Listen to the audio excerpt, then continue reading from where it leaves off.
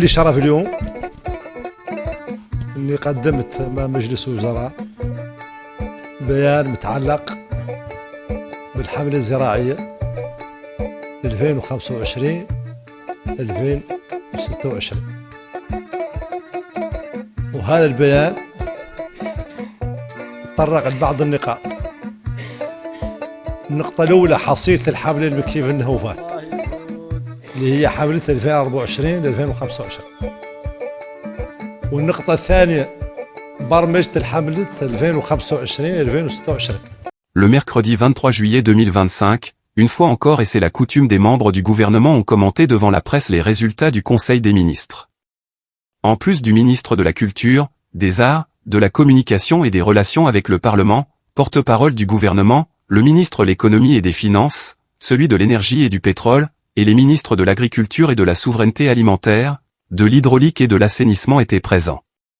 Devant la presse et tour à tour, chacun de ces ministres a expliqué le contenu de sa communication faite au Conseil des ministres. Au cours de ce point de presse où tout a été dit sur l'énergie et l'hydraulique, les ministres en charge de ces deux départements ont fait le déballage des raisons réelles des problèmes qui se posent aux deux départements pour surmonter définitivement les obstacles pour fournir les services vitaux à la population. Si le département de l'énergie et celui de l'hydraulique ont fait leur mea culpa pour admettre leur impossibilité de mettre fin au délestage électrique et les coupures d'eau continues, en tout cas dans l'immédiat, par contre le ministre de l'Agriculture, lui, se frottait les mains satisfait du plan ambitieux de la campagne agricole 2025 mis en place par son département. Le ministre a annoncé que la production de riz va atteindre le plafond de 550 000 tonnes, ce qui représente un pas en avant important pour assurer une sécurité alimentaire.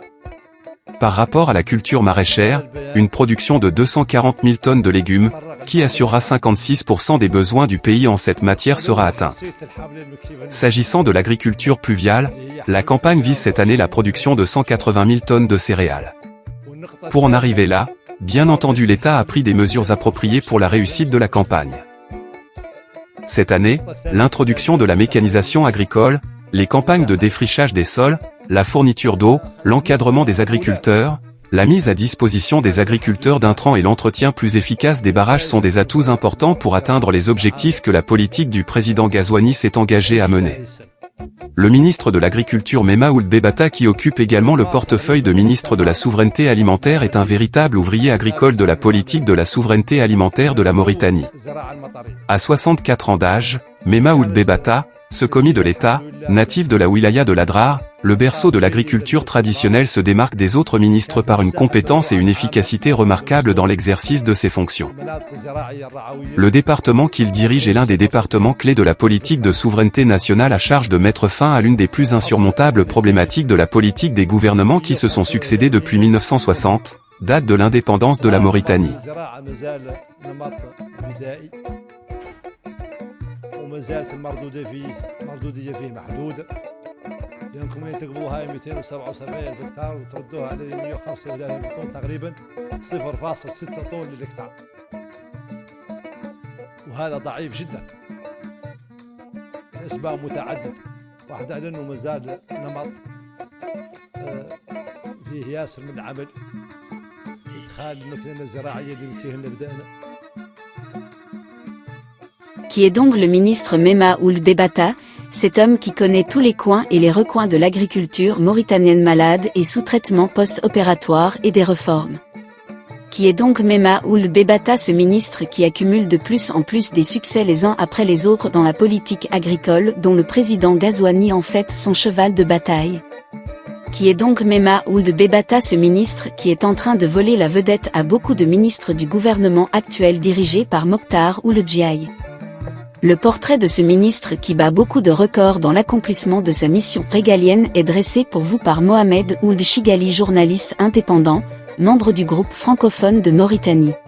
Bonjour, bonsoir ou bon après-midi selon les endroits où vous êtes et d'où vous suivez cette chaîne, la chaîne du journaliste chroniqueur Mohamed Ould Chigali, la chaîne des intellectuels et des personnalités politiques et publiques de Mauritanie.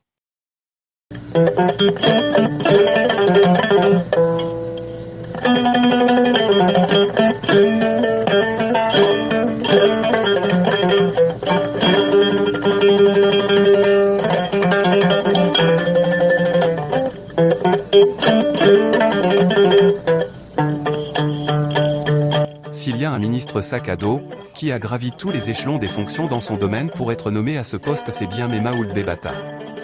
À 61 ans, ce ministre peut se réjouir de ce que sa patience lui a donné pour le mérite d'une ascension longue mais payante. De 1970 à 1987, il a consacré toute cette période à des études scolaires et académiques qui ont été couronnées par un diplôme d'ingénieur titulaire en économie rurale option technique et développement agricole. 59 ans après sa naissance, il occupe le portefeuille de ministre de l'Agriculture, avant de se voir confier celui de l'Agriculture et de la souveraineté alimentaire. Mais contrairement à beaucoup d'autres ministres, il est entré par la grande porte dans un département pour occuper la plus grande fonction, un département qu'il a vu naître et évoluer professionnellement, ce qui lui donne l'avantage d'être un fin connaisseur des filières, des questions fondamentales et prioritaires des spéculations, des variétés et les questions liées à l'aménagement agricole et les solutions appropriées pour la souveraineté et la sécurité alimentaire. En somme, tout ce qui peut aider à asseoir une stratégie qui répond parfaitement aux objectifs que s'est fixé le programme du président de la République qu'il a accepté à ce poste.